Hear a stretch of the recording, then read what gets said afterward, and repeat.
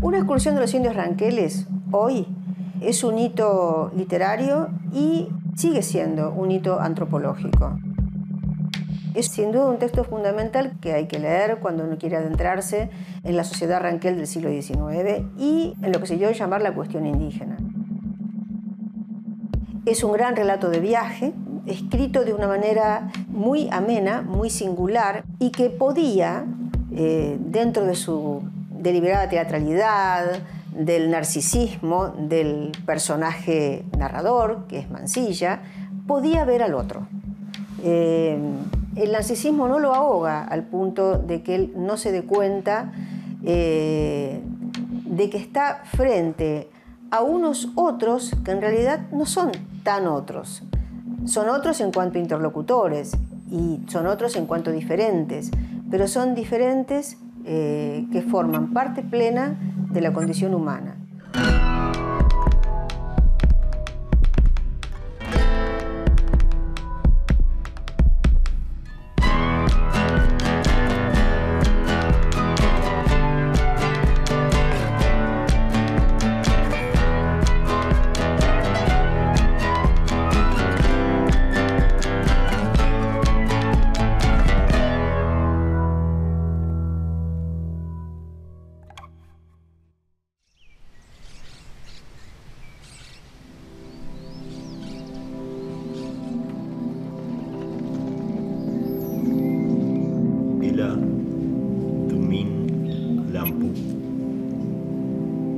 Ela Dumin Lampu Dumin Lampu.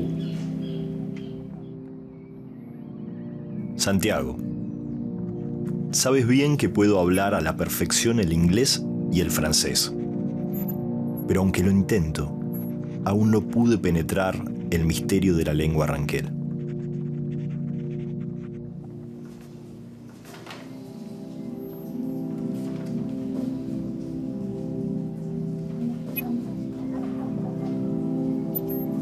Dice la Biblia que Dios creó las lenguas para que los hombres entren en eterno conflicto y jamás se puedan acercar a Él.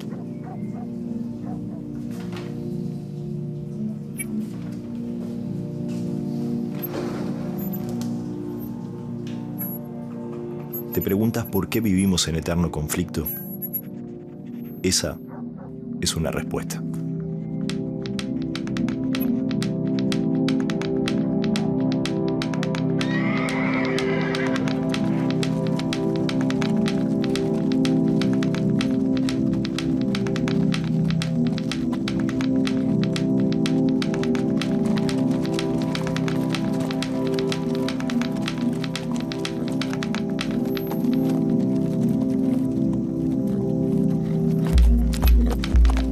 imposibilidad para comprender la lengua ranquel hacía a la figura del traductor central para la excursión. Mora Milenguaraz es un hombrecito como hay muchos, gaucho como pocos, astuto, resuelto y rumbeador. No hay ejemplo de que se haya perdido por los campos. Cuando vacila, se agacha, arranca un puñado de pasto, lo prueba y sabe dónde está.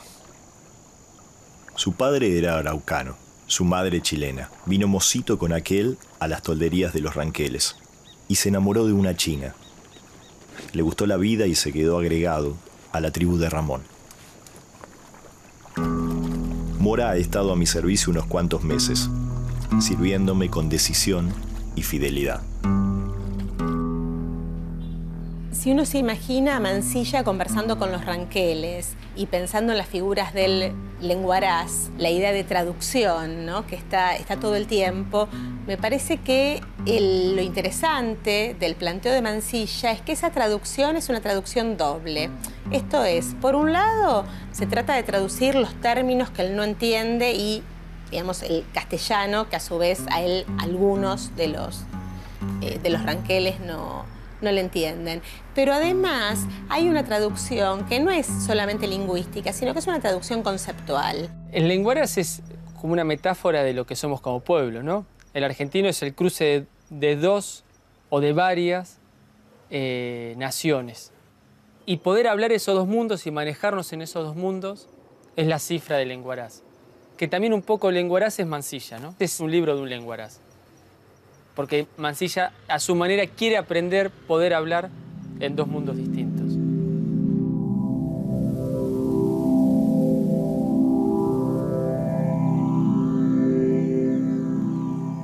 Ser lenguaraz es arte difícil. Los indios no tienen expresiones como las de los cristianos. Conoce que la vida civilizada es mejor que la del desierto. Pero ya lo he dicho, está vinculado al desierto hasta la muerte. Por el amor, la familia y la propiedad.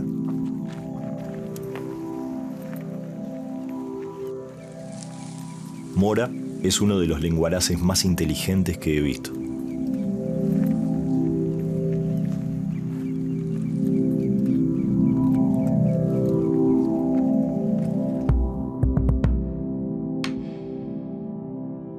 Mansilla era el civilizado que conversaba con los bárbaros, pero era el civilizado que le dio la palabra a los bárbaros, que hizo hablar a los indios, mientras muchos de sus contemporáneos, de su clase, miraban hacia Europa, Mansilla miró hacia adentro, miró hacia los ranqueles, más allá de su intencionalidad, más allá de sus propósitos políticos.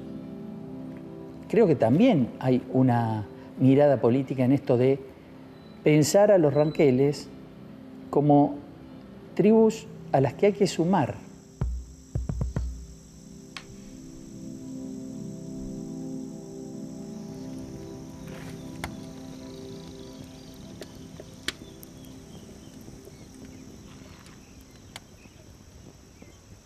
Otra lenguaraz de mi confianza era Carmen, una india experimentada en la vida cristiana, que fue agregada a nuestra comitiva por orden del supremo jefe ranquel, Mariano Rosas.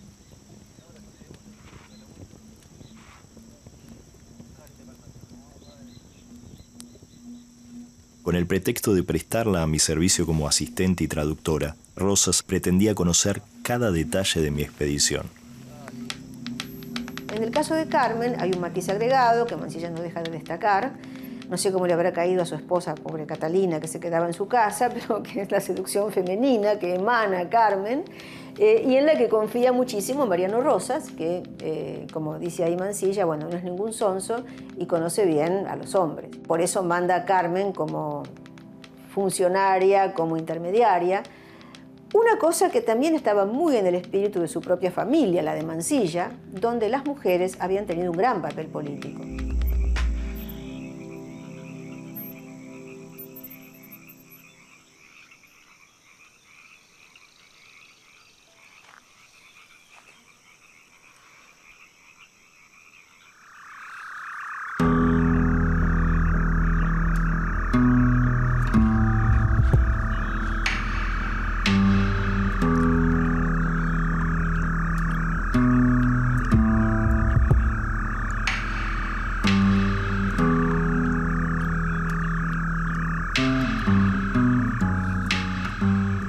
Sin duda, el cacique Rosas ha estudiado bastante el corazón humano y tiene mucha confianza en la acción de una mujer sobre el hombre.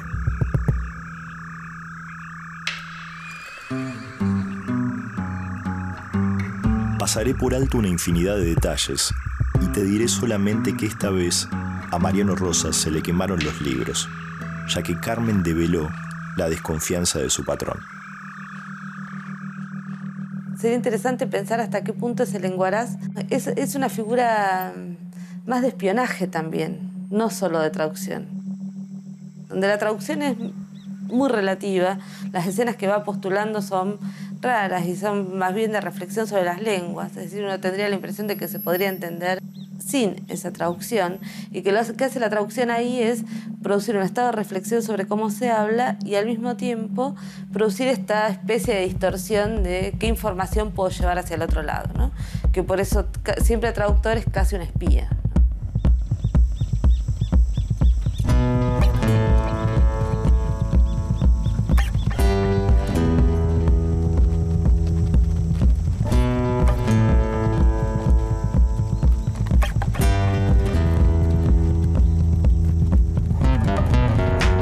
Yo no dejaba de preguntar a Carmen y a Mora sobre esta lengua esquiva.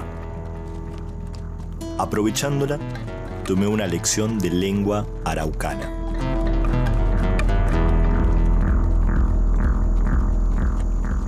Che es un vocablo que significa yo, hombre o habitante. Los 4 vientos cardinales se denominan norte, Puel, sur, Cuerró, este, Picó y oeste, Moluto.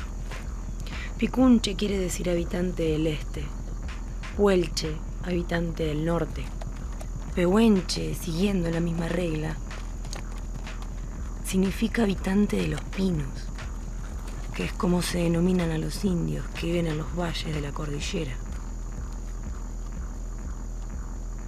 Yo sabía una lengua, Lucio, pero se necesita vivir mucho para aprenderla. Aquí no cualquiera la sabe. Lo que esperamos es que sobreviva el tiempo. Remeche tati, comeche nehuenche, ¿viste? El moyuin, puchuisa. Inchenentlayo, el hoyo. Y mi alon mongene, ¿viste? Ayen piuque, ¿viste? Camello, mi. Sem, buentro, mi quinto en mí. ¿Viste? Siempre me van a apreciar, otros me van a apreciar porque me van a abrazar, me van a dar un abrazo, qué sé yo, ¿viste? Por un interés únicamente, no por un interés, sino que de lo que hay en mí, ¿viste?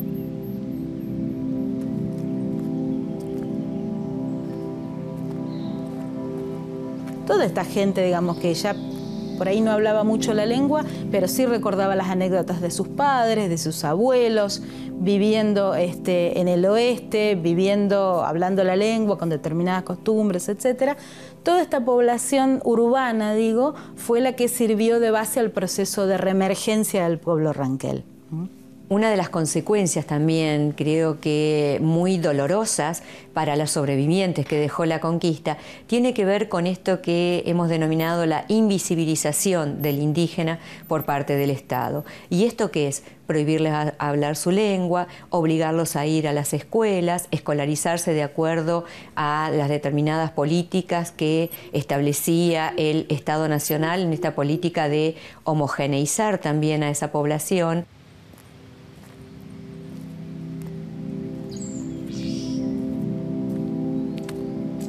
En mí, ve, hueda que se pique la ime, ¿viste? Ve, pique la ime, ¿viste? Yo no tengo por qué reír a una persona o que aquel otro, ¿viste? Y todo ese consejo me dan, ¿viste? Entonces ese me llevando muy bien a mí, ¿viste? Así que yo le sé explicar a mi hijo, a todo mi hijo, ¿viste? Se recuerda, por ejemplo, que hay gente a la que la castigaban físicamente para que no hablara la lengua, ¿sí? Y fuera de Emilio Mitre prácticamente la lengua no se hablaba precisamente a raíz de estos castigos físicos. Aprendí, la primera palabra fue en Ranquel, el segundo fue castellano porque me mandaron a la escuela. Pero muy triste lo pasé, muy triste, porque me pegaron bastante para que aprendiera a hablar en castellano. Así que yo siempre en Ranquel.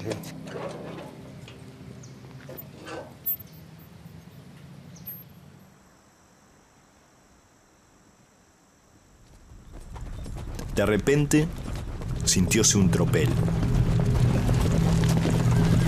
Y envueltos en remolino de polvo, llegaron unos 30 indios, sujetando los caballos tan encima de mí que si hubieran dado un paso más, me hubieran pisoteado.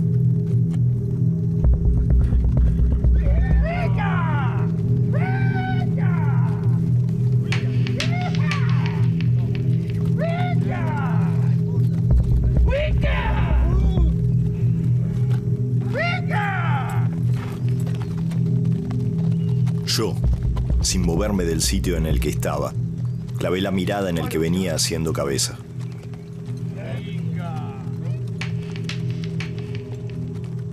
¡Ese soy! ¡Cañupán! Capitanejo Mariano Rosas. ¡Es indio guapo! ¡Venga! Me habían hablado de Cañupán. Era uno de esos caciques menores que poblaban el territorio.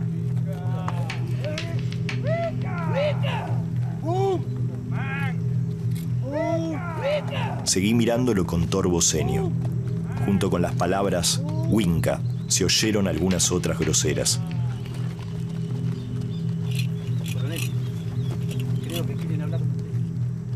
Mora me explicó que Cañupán pretendía hablar conmigo. ¿Qué forma era esa de pedirla? Para mí el lenguaraz ha sido como aquel sujeto que va a traducir el lenguaje, pero también el que va a proteger, porque el lenguaraz te salva la vida. El lenguaraz le salva la vida a Mansilla. Él agradece. Y fíjate que en la construcción de los personajes, los lenguaraces salen ganando, ¿no? Y ahí también tenés esa pátina sospechosa, paranoica, de la posibilidad de la traición, de la Malinche que traduce, pero podría querer quedarse con el ganador, ¿no? Porque sabe el lenguaraz siempre, y por eso es lenguaraz quien va a ganar.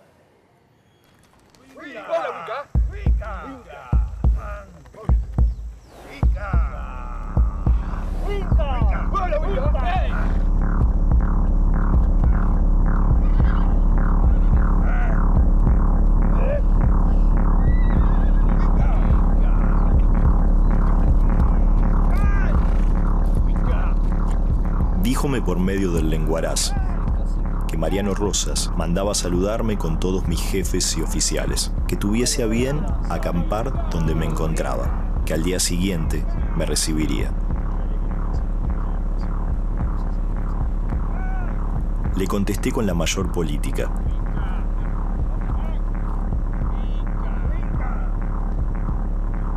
Hasta que la cosa llegó a alarmarme seriamente cuando vi que un indio lo atropelló al padre Donati en medio de un grito estentorio.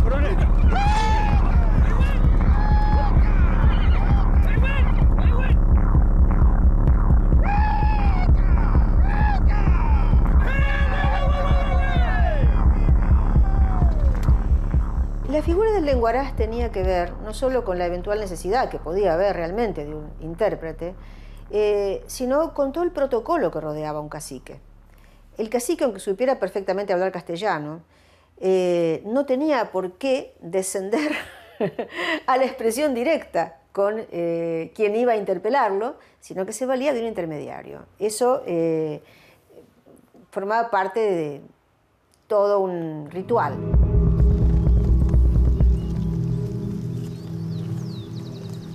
Dando caballo gordo para comer.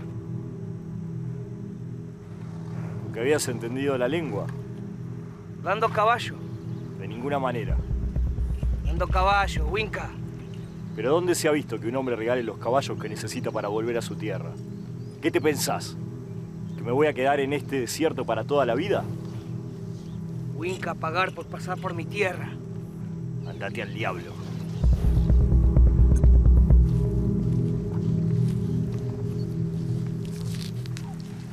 Creí prudente aflojar un poco la cuerda y, como haciendo una transacción, ordené con muy mal modo que le dieran la yegua. La carnearon en un santiamén y se la comieron cruda, chupando hasta la sangre caliente del suelo.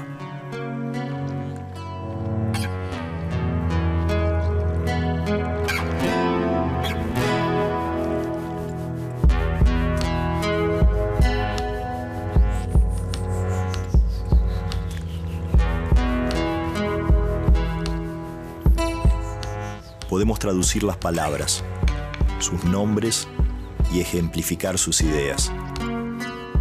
Pero nunca sabremos del sentimiento con que estos bárbaros experimentan el mundo.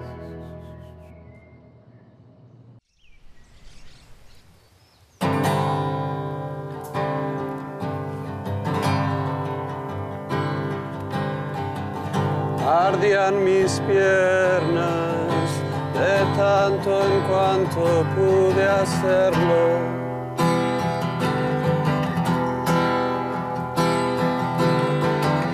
En simultáneo dejé algo para el comienzo.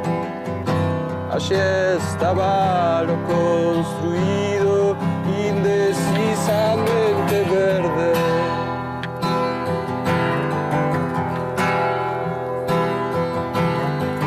Cambié el estado temporal de mis nociones, precipitándome paciente ante esta idea con la que no contaron tantos otros santos.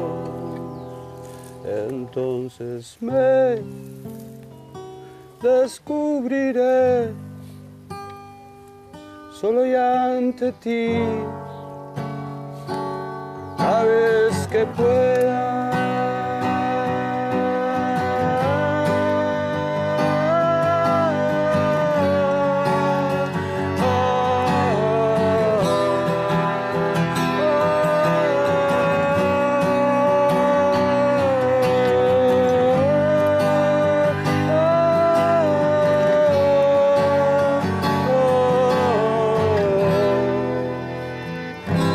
Ardían mis piernas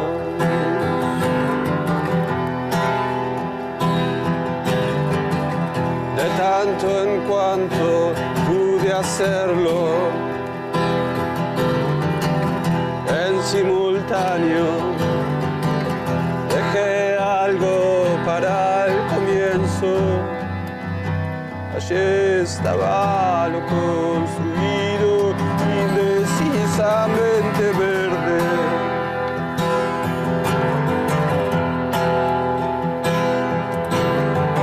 Cambié el estado temporal de mis nociones, precipitándome paciente ante esta idea con la que no contaron tantos otros santos.